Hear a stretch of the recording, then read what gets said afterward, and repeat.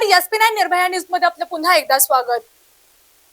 अगरतळा येथील circuit house मध्ये विजया रहाटकर यांनी महिला प्रतिनिधी, सामाजिक कार्यकर्त्या आणि विविध क्षेत्रातील मान्यवरांशी संवाद साधला। यावेळी त्यांनी महिलांच्या सर्वांगीण सक्षमीकरणासाठी शिक्षण, विज्ञान, तंत्रज्ञान क्षेत्रातील सहभाग आणि कौटुंबिक पाठबळाचे महत्त्व अधोरेखित केले।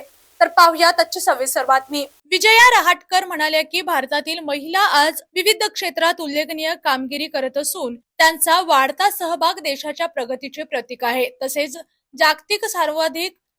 जगात सर्वाधिक महिला वैमानिक भारतात असल्याचे सांगत त्यांनी महिला सक्षमीकरणाबाबत देशाची बांधिलकी अधोरेखित केली। मुलींच्या शिक्षणासाठी आणि त्यांच्या सर्वांगीण विकासासाठी कुटुंबांची भूमिका अत्यंत महत्त्वाची असल्याचे त्यांनी नमूद केले। त्रिपुरामध्ये महिलांच्या विकासासाठी मोठी क्षमता असून त्यांना अधिक संधी उपलब्ध करून देण्यासाठी शासन, समाज आणि विविध संस्थांनी एकत्रितपणे काम करण्याचे आवाहन त्यांनी केले।